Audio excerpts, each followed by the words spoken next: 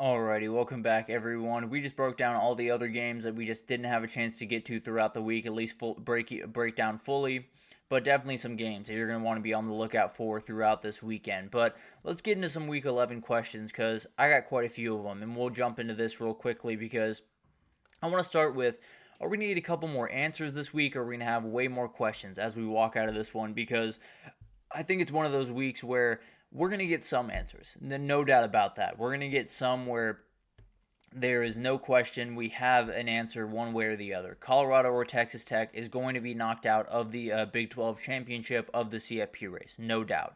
Alabama or LSU is going to be knocked out of the CFP race, is going to be knocked out of the SEC race, no doubt about that. So we will get a couple of answers, no doubt, but we have a couple of places where we could get a little bit confusing. If Georgia's able to win, we'll get another answer. Ole Miss will be knocked out. Clemson could fall and be knocked out. Missouri could fall and be fully knocked out of the equation.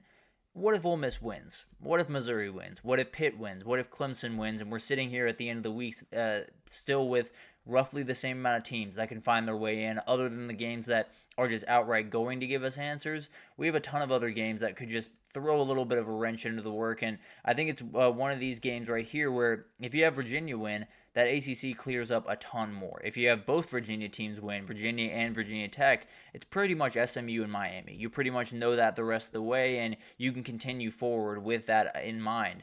If both those teams win, then you have a huge one against them upcoming next week, and maybe that's the elimination game at the end of the day. And then we got to talk about the under-the-radar games of the weekend. It's a really fun week. There's a number of games that, behind those two huge games in the SEC, we have plenty of other games that are going to be really fun, and I think UCF at Arizona State is a really awesome one. It's one where you have two teams that are kind of finding their groove. Arizona State's been relatively good all year, but UCF being able to move to Dylan Rizek at quarterback has been really, really good for them, and I think it's one of those things that could be one of those games that gets up into the 40s, goes to double overtime, is absolutely crazy back and forth, and it's going to be a really, really fun one, no doubt about that. And then you got UNLV Hawaii. This is a very interesting one because whenever UNLV is on the field, frankly, that offense is worth watching, just in general, the rest of the way. But Hawaii has won two straight. They're a little bit of that team that's kind of been able to cause some problems for teams offensively, and Braden Schrager has really gotten that run game going. Maybe they're a team that can totally throw a wrench into the Mountain West and really kind of ruin UNLV's season in a lot of different ways. And then UCLA Hawaii, UCLA Hawaii, Iowa UCLA. Going to be a really interesting game over there in LA this upcoming weekend. UCLA has kind of been on a roll. They've won two straight at this point. They beat Nebraska last weekend. The line is only 5.5 in favor of Iowa. So maybe they can get into this one as well. It's going to be a very interesting game, and one where you could have UCLA continue on a roll. You could have Iowa at least stay in the remote conversation for a CFP berth. They're probably not going to get one, let's be totally honest, but maybe there's a little bit of an outward path, and this would be the only way to do it, is probably going and dominating this team, frankly. But moving forward to the teams that I think need to make a big-time statement, and I'll probably kind of move relatively beyond these top two games, at least for the first two here. I want to get to a couple other teams that I think are worth watching, and I think Texas is a team that I need to see more from. They've been a team that has left a lot on the table the last couple of weeks, has not necessarily been the dominant team that we have become accustomed to, at least early on in the season. This is a game where if you can get back on track, coming out of a bye, get that pass game going, especially downfield, a lot of people will be right back on the Longhorn hype train where a lot of people have jumped off thus far throughout the season. So it's going to be really interesting to watch in a game where they should be able to win. You probably want to flex your muscles just a little bit if you're Texas.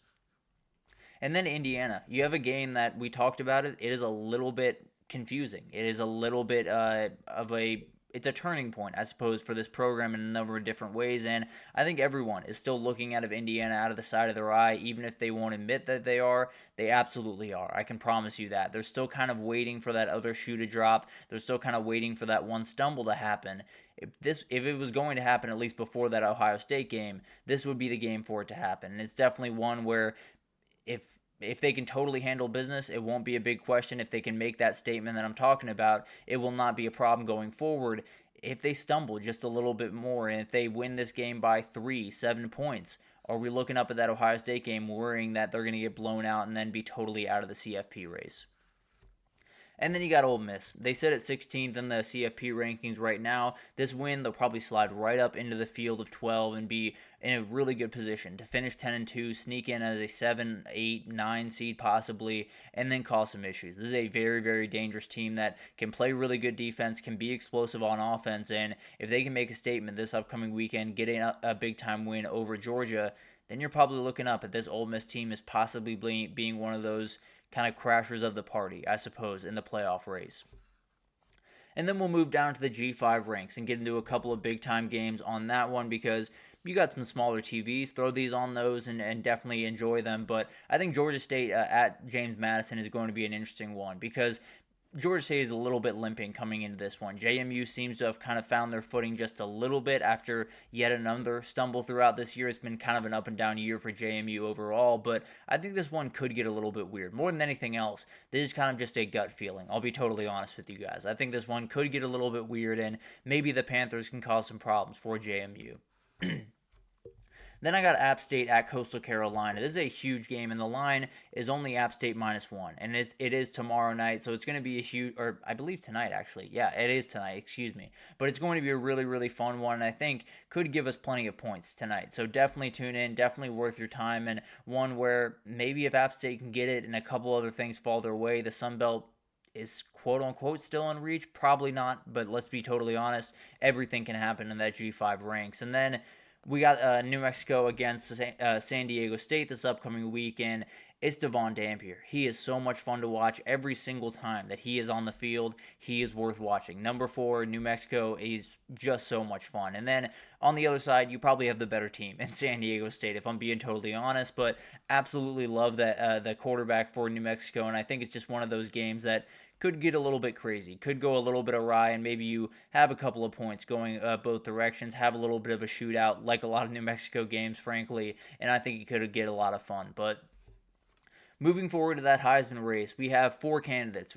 At least in my mind, we have 4 true candidates down the stretch of the season with a couple of guys that could sneak in there at the 5 spot. But then, to me, Dillon Gabriel has probably the least advantageous situation in terms of making up a lot of ground, making waves this upcoming weekend. Ashton Jeanty does not. He has every ability to make a little bit of waves this upcoming weekend, and it's about the same thing that it's been about pretty much the entire year for him. Put up ridiculous numbers. Put up numbers that everyone turns your direction, notices immediately. Put up numbers that regardless of what Cam Ward or what Travis Hunter or what Dillon Gabriel does, you are the most impressive performance of the weekend. That is his goal in this week, especially against a team like Nevada. You should be able to extend plays. You should be able to make some plays, some of those explosive plays you did early in the season. He's going to have to in this game and definitely wants to make up some ground in that Heisman race.